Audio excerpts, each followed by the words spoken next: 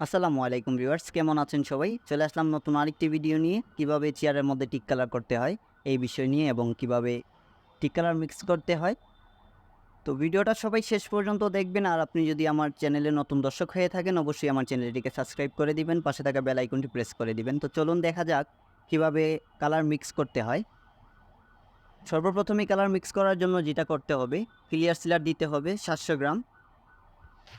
1 litre colour mix করার জন্য 700 গ্রাম clear সিলার, তার সাথে 300 গ্রাম টপ কোট। এই যে দেখেন আমি দিতেছি, যেটাকে হাই গ্লেজ বলে। অনেকে হাই গ্লেজ বলে, অনেকে টপ কোট বলে। তারপর একটা ডিব্বার মধ্যে দিয়ে দিবেন কালার মিক্স করার জন্য। তারপর দিবেন 446 থিনার 2 লিটার। কালারটা পাতলা হবে তাই, কারণ ঘন কালার হলে গান দিয়ে বের হবে না, কালার করতে পারবেন না। তো তারপর দিবেন হার্ডনার 700 গ্রাম। যেহেতু 446 থিনার 2 লিটার দেওয়া হয়েছে 1 লিটার ক্লিয়ার সিলার কিংবা 1 লিটার মাল মিক্স করার জন্য, সেই ক্ষেত্রে দিবেন 700 গ্রাম হার্ডনার। 700 গ্রাম হার্ডনার দেওয়ার পর আপনি যেই ধরনের কালার করতে চাচ্ছেন, আপনি যদি চান টিক কালার করতে টিক কালার দিবেন। যেহেতু আমি টিক কালার করব, তো 3 ডিপা কালার দিতেছি। কালারটা লাইট হবে। আপনি চাইলে অন্যান্য কালার মিক্স করতে পারেন, রোজ কালার, মেহগনি কালার, যার যেই কালার প্রয়োজন সেই কালার মিক্স করতে পারেন। কালার দেওয়ার পর ভালো করে একটা কাঠি দিয়ে নাড়াচাড়া দিয়ে মিক্স করবেন ভালোভাবে।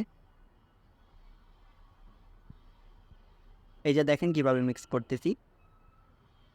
কালারটা ভালো করে মিক্স করতে হবে।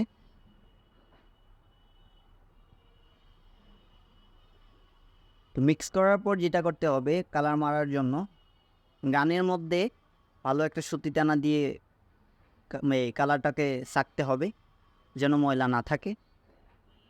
তো কালার নেওয়ার পর প্রথমেই যেটা করবেন, চেয়ারের ভিতরের সাইডগুলা প্রথমেই কালার মারবেন। আমি যেভাবে কালার মারতেছি, প্রথমেই চেয়ারের ভিতর কালার মারবেন, তারপর বাইরের সাইড এগুলা। এই যে দেখেন প্রথমেই কিন্তু ভিতরের সাইডগুলা মারা হচ্ছে চারদিক দিয়ে।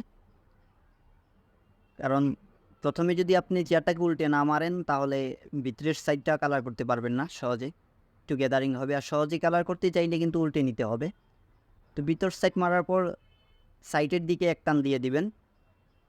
আর আমি অবশ্যই কালারটাকে বেশি লাইট করব না, ডিপ করব, যার কারণে 2 টান দিতে হবে। প্রথম টান দিতেছি, এক সাইড দেওয়া শেষ, এখন আরেক সাইড দেওয়া হবে। এই যে দেখেন, একটা জিনিস খেয়াল করবেন, কালার যখন মারবেন তখন গানের হাওয়াটা মিডিয়াম রাখবেন এবং কালার যে বের হবে এই সাইজটাও মিডিয়াম রাখবেন, বেশি বড় রাখবেন না।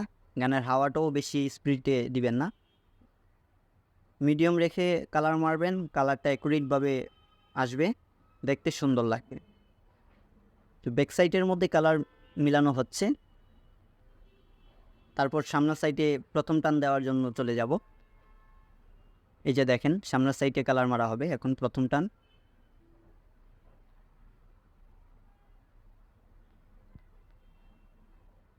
সাইডের মধ্যে যেভাবে মারছিলাম প্রথম টান, সামনে দিয়েও ঠিক কীভাবে মারবো।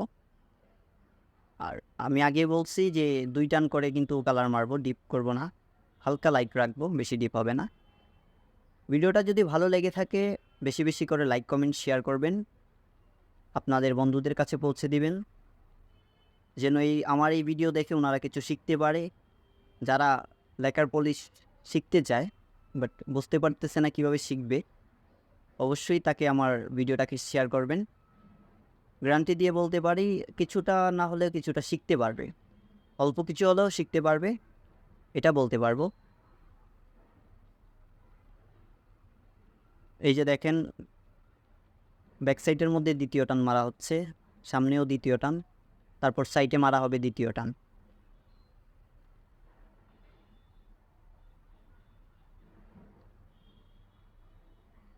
এই যে দেখেন সামনে মারা হচ্ছে দ্বিতীয় টান। কালারটা মারার সময় একটা জিনিস খেয়াল রাখবেন, আপনার হাতটা যেন স্ট্রেট থাকে, সোজা থাকে, কালারটা ম্যাচিং হবে সুন্দর। আর যদি আপনার হাতটা বাঁকা থাকে, তাহলে কালারটা অ্যাকুরেটভাবে মিশিং হবে না।